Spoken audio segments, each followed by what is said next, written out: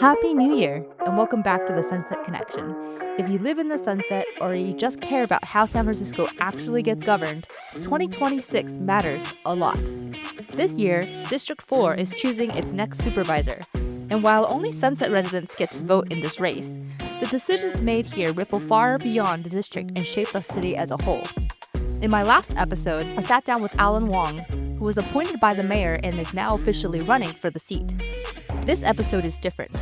It's the start of a candidate series where I'll be talking with everyone running for District 4 who agreed to come on the podcast and asking the same questions in the same format every time. That's intentional. Local races aren't always fair. Some candidates have more money, more name recognition, or more media attention. This series is about leveling the playing field and letting voters hear how each person actually thinks. I care about that deeply. I ran for this seat myself in 2018, and I know firsthand how much transparency and fairness matters in a process like this. These candidates aren't just running for a title. They're offering different visions of the future of the Sunset. What changes, what stays, and how decisions get made when people disagree. My job here is simple, to bring those perspectives directly to the people who care most, District 4 residents, directly from the candidates themselves. So with that, let's get into the first conversation in this series featuring Albert Chow. Albert Chow is a San Francisco native and has spent nearly 50 years living in the Sunset District. His family owns Great Wall Hardware, a small business that has been operating for 43 years. Unfortunately, it recently burned down due to an arsonist, but they are rebuilding. He has been a member of the People of Parkside Sunset, or POPs, for 18 years and has served as president for 15 of those years. And as president of POPs, he has helped create events in our district, such as Movies in McCoppin, the Terrible Christmas Tree Lighting and Night Market, and the Outer Sunset Farmers Market. Some of those things we've talked about on this podcast before. Notably, he was one of the original members to fight against Prop K and supported the recall of Joel and Barrio. And with that, I would love to reintroduce you to Albert Chow. Hi, Jessica. Happy New Year, and thanks for having me back. So glad to be here. This year marks almost a year since you first came on to the podcast. Oh, I think the Sunset has just been going through a lot of changes. There's turmoil, there's joy, so it's a little bit of everything. There's also excitement. So I hear that we're going to bring back 4 new night markets this year, so that's really great news. And I heard they're going to be distributed from Irving to Terraville. All right. So I know you've been on the podcast 2 times now, so listeners can go back and hear more about your personal connection with District 4. So I think we're going to skip right to question number 2, which is what specifically made you decide that this was the moment to run?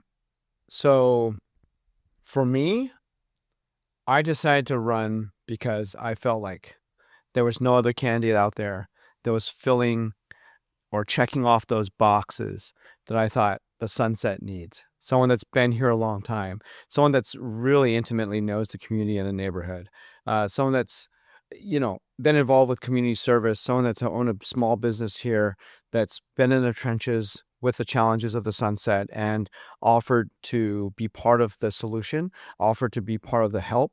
And I think that's really me.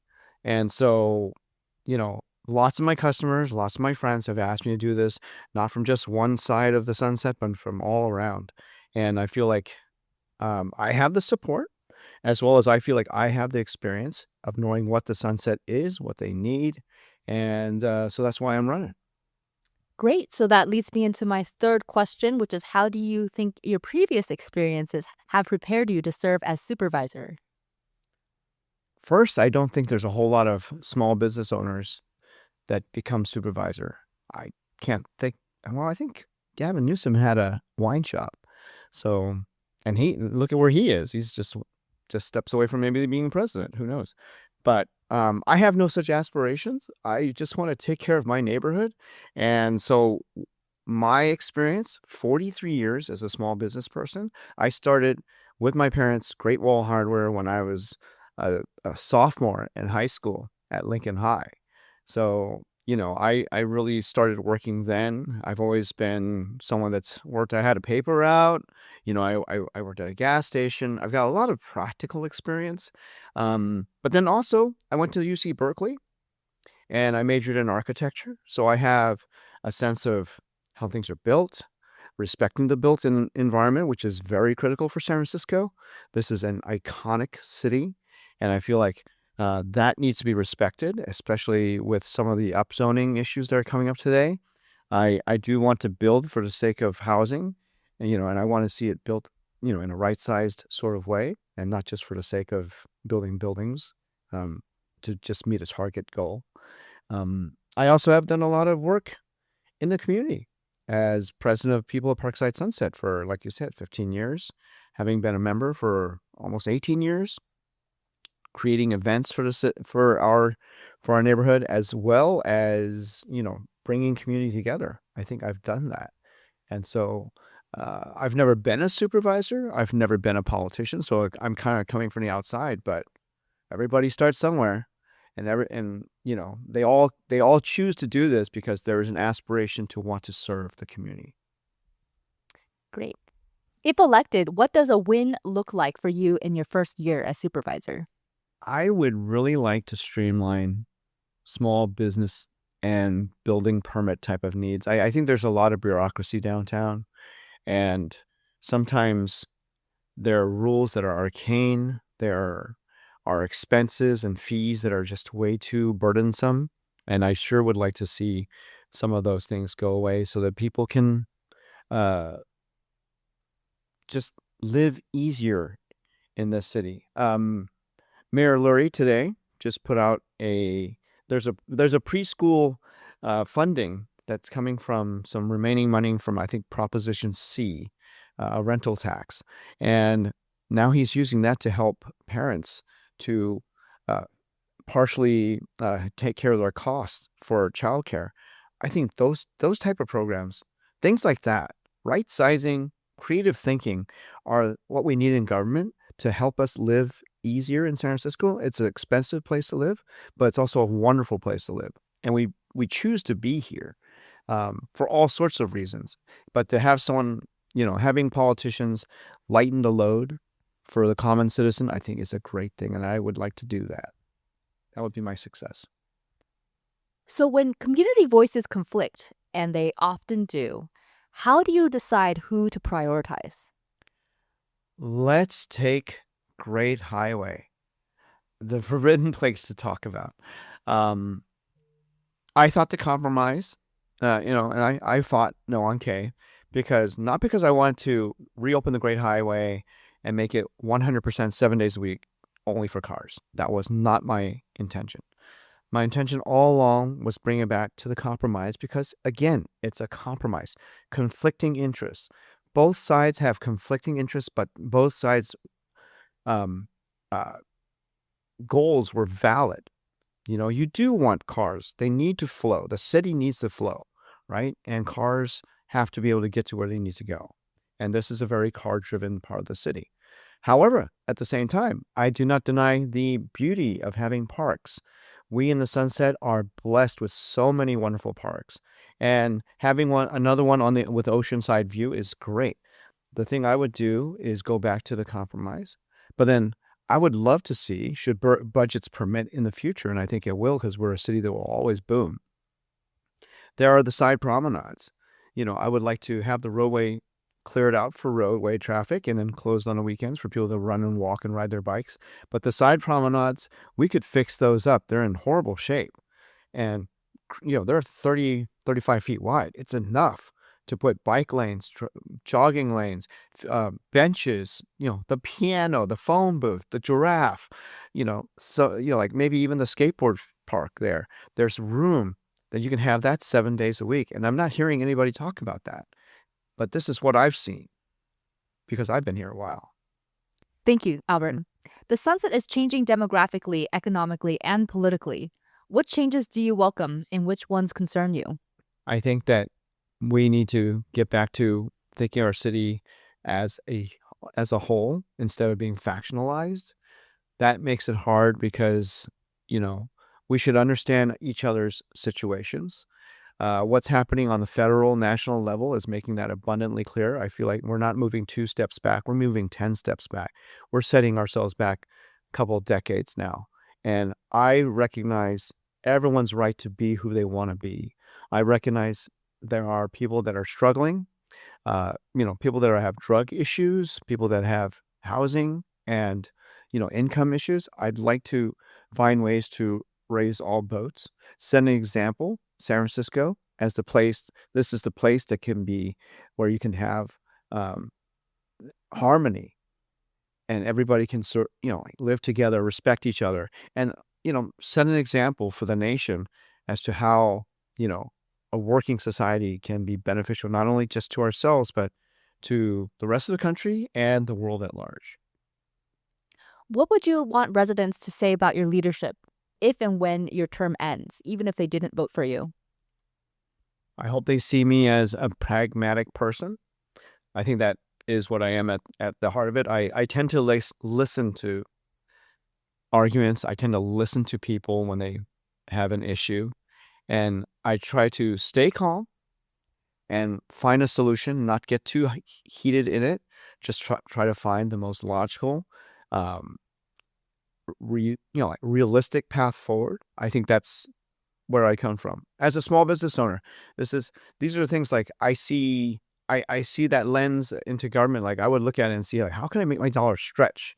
Not just say, let's tax somebody to cover a bill, but let's find efficiencies inside before we start making more sacrifices from the general public. Thank you. So the next section is the scenario. I will be asking every candidate the same scenario so listeners can better understand how they approach problem solving. So if you were a supervisor and a small business owner came to you for help with a parking issue, but SFMTA was unwilling to make the requested changes, how would you advise the business owner? That's one that happens more often than not. I've actually recently had one of my fellow merchants on Cherville, ask the same question out of frustration because his trucks were being ticketed far too much. And I would maybe talk to, SFMTA and see if they can have things like easing of parking control officers' aggressiveness to issue tickets all the time. I mean, that's kind of a gray area, but that's a way to get things done without having to make an ordinance or a new rule. Another thing would be perhaps maybe certain places you can modify the parking codes, such as 1 hour, maybe extend it to 2 hours or 4 hours, possibly using a yellow zone, whichever works for a business. I think that there will be a way to discuss this with SFMTA. The worst thing to do is come screaming at an agency or a department head and demand changes. I think it's if you can show that you're reasonable and you can work with them, because at the end of the day, we're all people and we all understand we have needs. I think there can be solutions. I've done it before. What would success look like in your view 6 months down the road? Going back to so I think 6 months is not a whole lot of time. So, small things first. One of the things I was really thinking would be nice to do that, we're in a budget crisis. So I meant for this particular scenario. For this particular scenario, I think that one of the things that I would like to do is like take yellow zones and reduce the time that yellow zones are in effect. Most deliveries are done in the mornings. The rest of the day, there are no delivery trucks. So why not have yellow zones, valid until 12 o'clock? And after 12, they become regular parking spaces. That to me would work out, to recover some parking and help merchants out. Because that's really a big problem, because it's just south of us is Westlake, just south of us is Ceremony, and they're full of parking lots, and Stonestown. And so when you don't have parking, I mean, realistically, you lose a lot of customers. And if that outcome is not achieved, what would you do next? Oh. If that's not achieved, I would definitely talk to SFMTA to find solutions, as maybe perhaps off-street parking on the arterial avenues, and possibly parking on the more residential streets, such as like us. If we can't find parking on Terraville or Noriega or Irving, why don't we find parking on, Yoloa, Santiago, Moraga, or Ortega, and possibly the avenues, the numbered avenues, to just find some relief, because I have to stress that, as much as people would like to have it mass transit and bicycles, it's not the mode of transportation for everybody. And people have different needs, such as driving kids to one or two schools, taking mom or dad to the doctor, going to work yourself. We need those cars, and we need to have people, solicit our businesses. Okay, so now I'm going to give you 2 minutes. 2 minutes. 2 minutes to say whatever you want. Okay.